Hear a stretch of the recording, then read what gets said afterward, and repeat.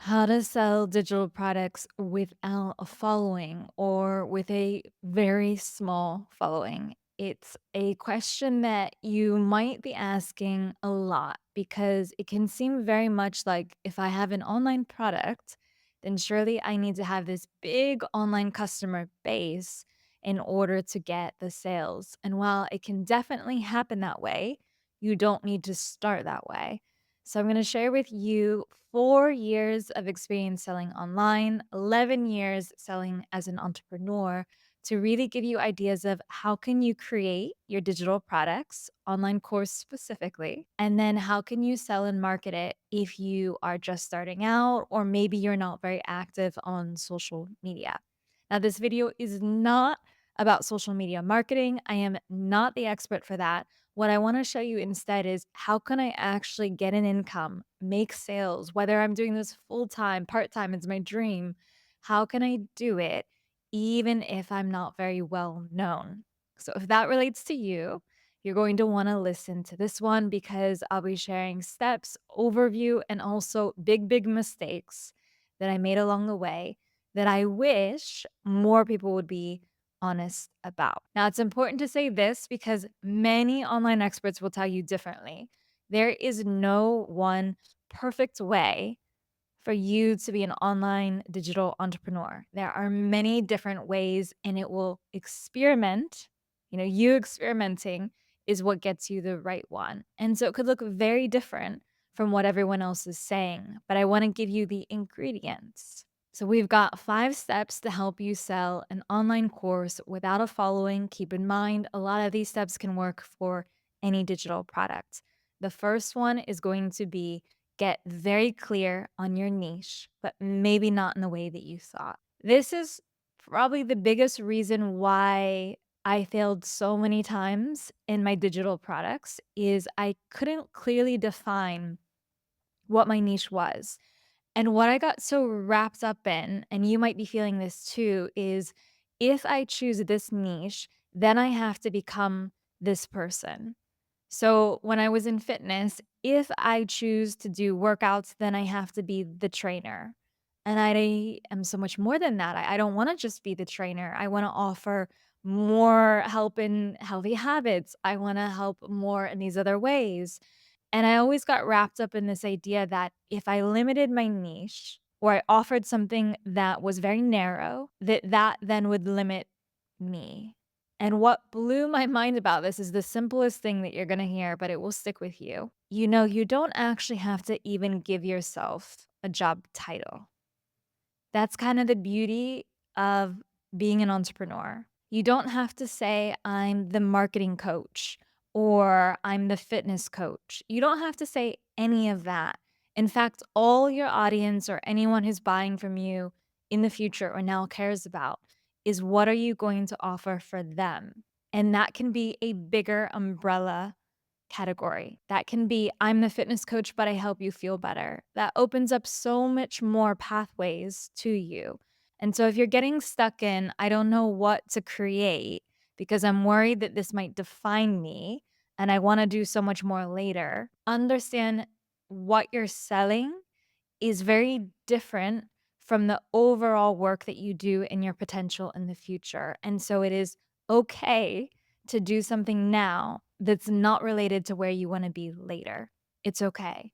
And you might find, in fact, that the skills you have now, the ones that are easiest for you to share and that you know would have the most impact, are, in fact, maybe not what you want to do later. And so while I am all for encouraging people to do what they love, it's also okay when you're getting started to create something that maybe doesn't have your full heart, but you know it will have a huge impact on someone. And so when you're defining your niche, I would encourage you to move past what do I love? Because remember, this is just for the product, to what am I really knowledgeable about? Where do I have a lot of skills? What could really help someone? And from there, you'll be able to separate the ego from what you create. And I know that that's not easy. There are so many things that I created because I felt like these are the ones I love.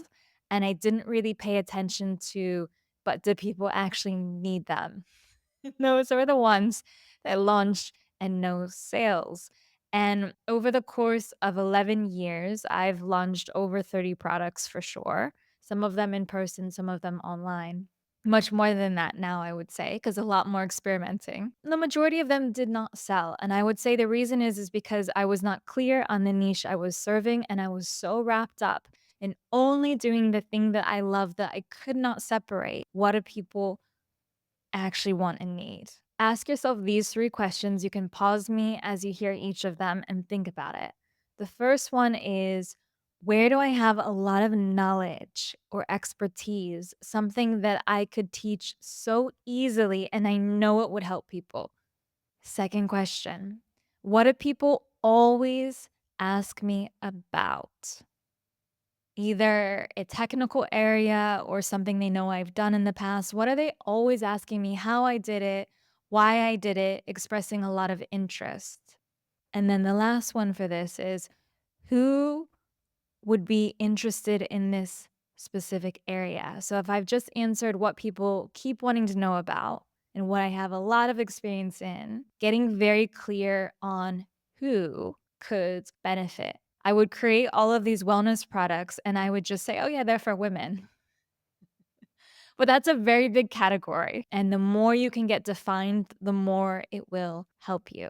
Now, the second step to selling this course is going to be validating the concept. Think about this. You've got a huge idea. You think it will be amazing for people. You go, you create it, and no one buys it. Or maybe this is your fear that you'll create something and no one will buy it. And if you do not validate the concept, I say this as gently but as tough love as possible, that is what will happen. You need to prove that people want this. And how do you do that? It's not to go to someone and say, I'm making this exact thing. Would you want it? Because maybe they don't realize that they actually need it. And your job is to package it in a way where they want it and it helps the need. So, for validating the concept, the first thing you want to do is go to 5 people you know, set up a 30-minute, hour-long conversation, 5 people that you think would be interested in your idea, in your niche, and start talking about it. But be very clear in this that you don't want to talk about exactly what you're going to create until the end of the conversation. The reason is this: you don't want to influence the information they share. So, for example, if I'm someone who says, I'm going to create a course on clean makeup routine, and just throwing it out there, and I go to someone I know and I say, I'm creating this course. Now, what do you think about all the toxic products that you're using? They're gonna start to frame their answers in a way that satisfies me because they know and like me, but I don't want that. I need to know exactly where their struggles are. So instead, I would go into that conversation and I would say, tell me about your makeup routine. Tell me about how you choose products. Do you ever feel any of these kind of symptoms? And at the very end of that conversation, I might say, here's what I was thinking of producing. Now, you'll notice if you've ever done any sales calls training, this is the exact same methodology. You never lead with, this is what I have to offer. Take it. Do you need it? You always ask questions to get a sense of what they need, how it would work, and then you present the offer. So it's the same thing when you're doing these calls. And the reason why, when people do surveys, for example, and they go so wrong, and people say, well, everyone said they wanted this, but then they didn't buy it. And believe me, I've done that. It's often because they've pre-framed or influenced the people by immediately saying what they're going to produce. So don't do that. Keep it very open. Think about it studying behavior. Now, if what they share with you lines up with what you want to create, that's great. Your offer is validated, or at least the first phase. The real validation is if someone buys, of course, but you at least have the verbal, okay, this is needed. After I did all these years of creating things that nobody wanted, workshops that people didn't care about, fitness products they didn't need, apparel that didn't work out, I had this conversation with 10, and this is going overboard, but 10 different people who I knew were interested in fitness because I wanted to create an online product, which is today my Real Plan membership. And I asked them if I could have a conversation around fitness. I did not say I'm creating this thing until the end of that conversation, but I got a sense of, how do you train? Do you do it online at all? This is pre-COVID, so it wasn't as common. What do you like about online stuff? What do you not? And that allowed me to create a product which was a little bit different, because what I found out from these people is, one, most of the online stuff they found was too long. They wanted shorter videos. Two, they didn't particularly like how super polished and pre-rehearsed like a movie those videos were. They didn't feel relatable. So I knew I wanted to make mine more down to earth. These are the kind of insights I got, but I wouldn't have necessarily known to go into that and say, "Hey, do you think that the fitness videos are overproduced?" That would not have been a question that would occur to me. And that's the beauty of staying open to what people say before you give them what you're going to do. Once you have validated the offer, step two, we move into step three. This is your beta launch. I learned this the hard way again. This is the theme of this episode, is learning the hard way. You never want to create something the first time without live input, because you will miss things. There will be stuff that you create that doesn't quite work right, and you're going to have to relaunch it anyway. And you're doing all this work for months. It's almost a form of procrastination before people buy. So it's easy to say, okay, how do I create a course? Let me take 6 months to create it and then I'm going to sell it. The creation process is safe. No one's judging you in that. But at the same time, you're not actually making it necessarily the way that people want. There's a lot of questions you're not answering. And you don't really know, even though we've talked about validating the idea verbally, the real validation is when people buy, and you won't know that until you've spent 6 months creating a course, which I did. I created a course for 6 months because I joined a course that said that was the way that you do it, and it was beautiful. My modules were perfect, my video was professional, my landing page was lovely, but I hadn't done a beta round first. So I went in to sell this and then people didn't want it. This is why it's so important for you when you do your beta launch, your initial launch, is that you start creating once you have already had people buy. So if you don't have a following, what you do is you go to people you know and you get them in this first round, the ones that have expressed interest when you talk to them. It could be even people that in that second stage we talked about validating the offer, said this sounds great, go to them, offer it at a very discounted price. Set a time frame, whether it's 1 month, 2 months, 3 months, to work with a small group of them, and then you create the product as you go. Now, you can even do this with one person. You can create a course with one person. It's not advisable because you want lots of feedback and perspectives, but you can do it. And it's better than just creating it all alone in a vacuum. The ending result is you will have a much better product. You will also really understand the messaging. You'll know exactly what someone gets from this and how you can sell it in the future. You'll have people who will refer you. You'll have testimonials because you ask for them in the end. First sell it, then create it. Again, I'm not saying go in blind with no idea what you're going to do, but you're going to find probably as you go through it that the end result is much different from what you thought. And you might actually find that there's a deeper need that you didn't see. Or you might see that you're attracting a specific kind of person to your offer. And then that also helps you to decide, how do I target people later? As you're creating your beta or after it, this might sound counterintuitive as a fourth step, because a lot of times we're taught, oh, build your email list, build your social community, and then sell and create. But you don't have to do that. And so, why I'm saying to do this last is, if I'm already working with people and I'm developing my course, that's when I have more insights into who will most benefit. And I can start to develop my funnel. I've done this, and you learn the hard way that you build up this email list. And then by the time you're ready to give them or sell them your finished product, they don't remember who you are. They don't care. They've moved on. They have another solution.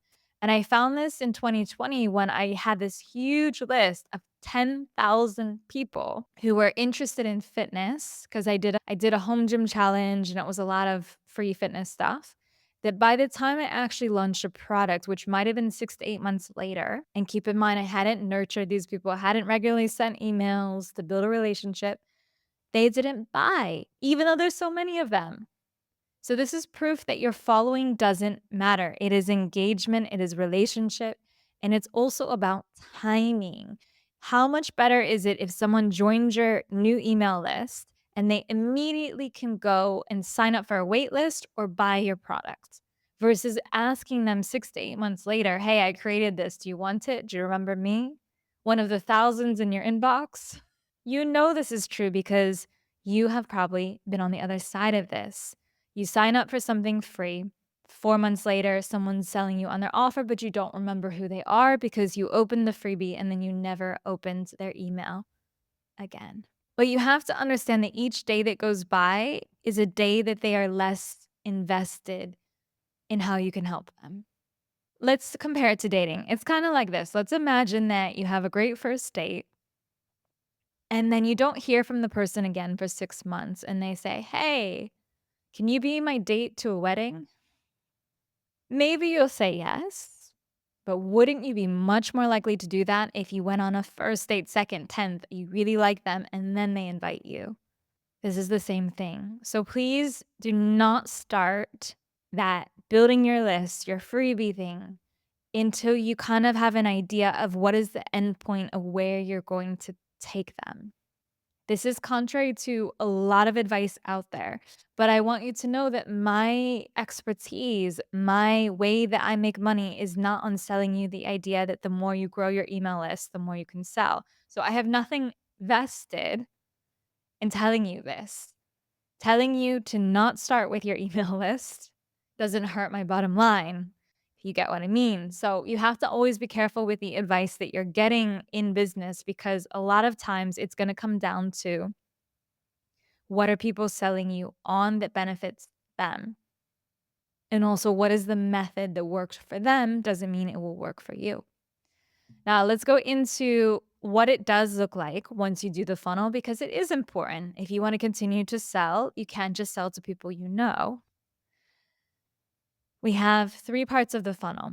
There's the top of the funnel. This is where someone who doesn't know you first comes into your online world. It can be a freebie, again, at that point, assuming you already know where you're going to take them and goal. It can be a workshop. It can be a podcast that you run. This is where they first come into your world. Sign up, join your email. The middle of the funnel is more you are nurturing them. So they're hearing from you, they're opening your emails, they're listening to you as a podcast guest. That continues. Now, keep in mind, you don't need to have a huge following to do this. I'm talking about maybe you have 30 people that you're doing this for. And then the bottom of the funnel is going to be selling them on something. It could start out as a small low ticket thing, such as an ebook, and it can grow into something bigger, like one-to-one coaching. This is the traditional way that people do stuff as they run through the sales funnel. Because the idea is that people will rarely buy from you if they don't know you at all, but it's not to say it never happens. And one of the biggest ways that you can sort of shorten this funnel is to get people really familiar with who you are and what you offer so they get trust sooner. On social media is an obvious way to do it, but you can also do it by being on a bunch of podcasts. You can do it as starting a podcast. There's different ways that you can start to build up that relationship so you move through the funnel faster. Now, the last one I'm going to talk about is marketing. Most people, when they create a course or they create any digital product, are struggling with marketing. Myself included, I have been here. It's especially difficult when you don't have a huge budget and you don't have a huge following. How can you market what works? Now let's talk about the last step of marketing. And you might wonder why I hadn't started with marketing first. Because don't you need to grow a community in order to sell? Not in the beginning. You have to remember that you have limited time and energy and attention. And especially if this is not your full time gig, if you're not focused in the area you want to sell in, You really want to optimize the time you do have. So I've left marketing for last because if it's last, that means that you have already figured out exactly who you sell to. You have defined the niche that you're going to be in. You've validated the offer. So you have some people that said, yeah, I would get this. And you know exactly what they need for it. And you have run through the first launch, creating the product. Now you're at marketing. You can start the marketing while you're still in the beta launch phase. But again, be wary of how much energy you have to do this. Don't burn out. We get so stuck on, oh, this is taking me 6 months, but does it matter if 6 years later it keeps going? Keep that perspective. And for marketing, I'm going to stick with things that are free. And then I'm going to share one that is not. Free, what I love, I will always promote. They are on the rise, our podcast. Whether you choose to start one, which is a lot more work but can be done, or be a guest on one. The benefit of this is you can go on a show with very little following. Some shows will care, yes, and they will ask you.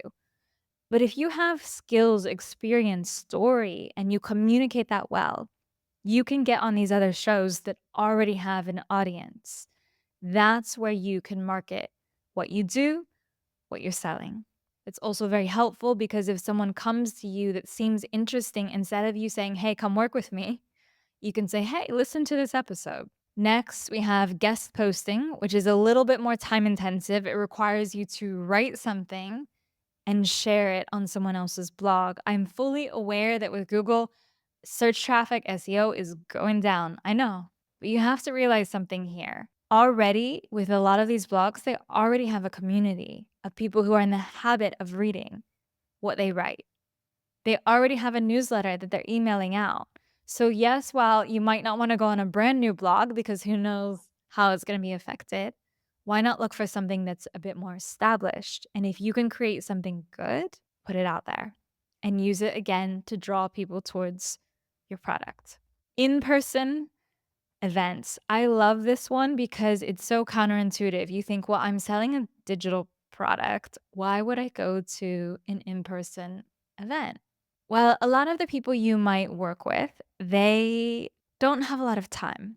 And because they've already met you in person, they are really coming down that funnel. So, what I always like to do if you're selling to entrepreneurs, go to co working. If you're selling to more general public, maybe you're teaching a drawing class, where would those people go? Other classes. It's all about continually being in that environment and not just because you want to sell to people, but also because you are building relationships with other people in your field that you can collaborate with later. Another thing you can do once you have some people in your community, your email list, is workshops. This is kind of the traditional model of let me run a workshop and pitch my offer. It can work very well. You can also do a paid workshop. So you attract people who are more vested in actually paying and then drives them to the course. But it's the same issue of, well, if I'm already struggling to get enough people for my course, I will probably also find it a little challenging to get enough people for my workshop. So you want to wait a little longer down the road. And the same thing goes for this last strategy, which is paid ads. Paid ads are the way that most people scale hugely. When you decide to do paid ads, you should already have in place an automatic way for people to connect with you, get into your email, and buy your product. There's no point in running the paid ads if you don't already have the systems in place because it's going to limit how much you can grow. You'll get less for your money. You also want some experience of really understanding who your audience is because that will help you target it. It requires a lot of experimenting, especially in the beginning, even if you're very advanced. So I've worked with agencies, I've done courses, and even then, even for the experts, they don't always have all of the answers on a new campaign. It's so much experimenting, which requires money. So until you're in the situation to do that, start with this other stuff first. So if we're to summarize how to sell your course without a following, the first one is get very clear about your niche, but don't be tied to it too hard for your identity. Validate your concept. Go through a beta round creating after you've sold it at a discounted price usually. So it's a very easy yes for someone to join. start on your sales funnel, and then work on your marketing. Now, you can do any of this simultaneously. It's also dependent on how much money do I have, how many people can help me, how much time do I have available. That can allow you to work on more of this simultaneously. But I will tell you from experience, the more you can focus on one of these at a time, the more likely it is to be successful. And a final thing to add, something that I wish I would have thought about from the beginning, is the value of recurring revenue. So, revenue that keeps coming in. Because if you're always searching for new clients, it's expensive, it's exhausting. Have an idea of what is the product suite I could offer. So, after someone does this course, what could they potentially next join or do? And it doesn't necessarily have to be the exact same thing. So, just because I create a book for my first offer doesn't mean I need to do the second book. It could be a membership or something different. If you have those people complete one thing with you, you can then offer, while they've seen how great you are, how much you helped, how motivated they are to still work with you can offer something else to help them. So it's helpful in the beginning when you're thinking about how to sell an online course, how to create it. What's the next step for someone?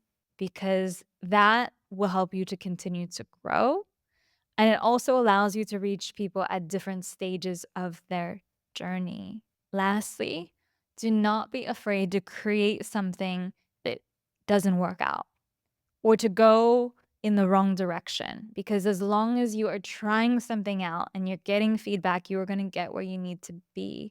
Don't let your fear of taking the wrong step or something not selling, not doing well, you not being big enough on social media stop you, because everyone has started in this space where you are now. So it's just about taking that next step. All of us have failed. All of us have created crap before. Refining, refining, refining. Thank you so much for listening. If this is an episode that has made a difference for you or any of the other ones, please leave a review letting me know how, why, what you want more of, because we want every single one on here, every episode, to make you feel more motivated, more inspired, and like you can do this. I'll see you in the next one.